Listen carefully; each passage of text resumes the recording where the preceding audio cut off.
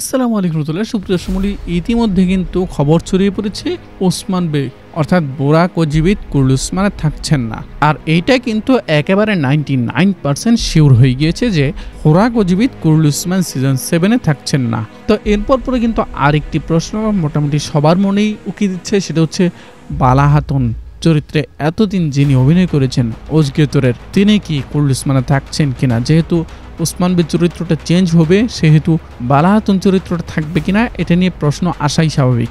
তো আজকের ভিডিওতে আমরা এটাই আপনাদেরকে বিস্তারিত জানাবো যে বালা খাতুন কুরুল ওসমান সিজন 7-এ থাকবেন কিনা। সুপ্রশালী কুরুল ওসমানের প্রধান চরিত্র এতদিন বোরাক ও জীবিত এবং অজগেতরের, একজন ওসমান বেগ চরিত্রে আর একজন বালা খাতুন চরিত্রে অভিনয় করেছেন। সুপ্রশালী কুরুল ওসমান সিজন 7-এর জন্য এখনও বালা খাতুন চরিত্রে অভিনয় করা অভিনেত্রীর সাথে বুজদাক ফিল্ম চুক্তিবদ্ধ হয় নাই। তাকে রাখবে কি রাখবে না সেটা এখনও কনফার্ম করে জানায় নাই। তবে যেহেতু এতদিন পর্যন্ত কুরুল ওসমান সিজন 1 থেকে সিজন 6 পর্যন্ত কুরুল ওসমানের প্রধান চরিত্র ওসমান বেগ চরিত্র অভিনয় করেছেন বোরাক ও জীবিত, এবং তার বিপরীতে দ্বিতীয় প্রধান চরিত্র অভিনয় করেছেন বালা খাতুন চরিত্রে অভিনয় করা অভিনেত্রী অজগেতরের। তো ইতিমধ্যে যেহেতু প্রধান চরিত্র বোরাক ও জীবিত বিদায় নিয়েছে, সেহেতু কুরুল ওসমান কিন্তু বিশাল একটি ধাক্কা খেয়েছে। যদিও এই ধাক্কা তারা রিকভারি করবে, কিন্তু রিকভারি করার আগ পর্যন্ত তো একটা অবশ্যই ক্ষত হয়েছে। তো যেহেতু কুরুল ওসমান একটি বড় ধাক্কা খেয়েছে, সেহেতু কুরুল ওসমান চাইবে না যে আরও একটি বড় ধাক্কা খাক।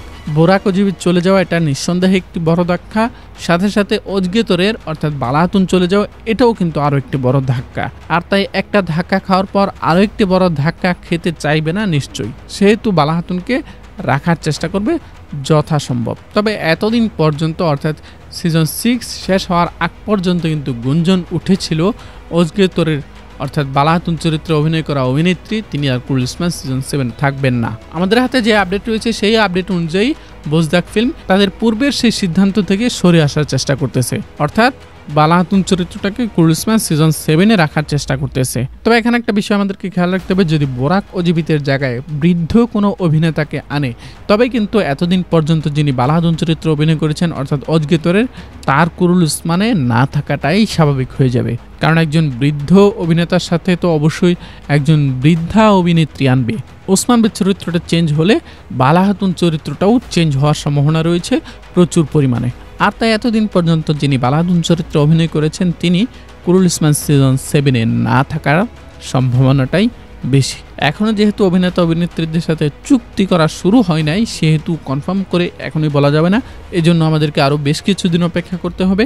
যখনই আমরা অভিনেতা অভিনেত্রীদের সাথে চুক্তি সম্পন্ন বা চুক্তি বিচ্ছিন্নর কোনো আপডেট পাবো, সাথে সাথে আপনাদেরকে সেগুলো জানিয়ে দেবো।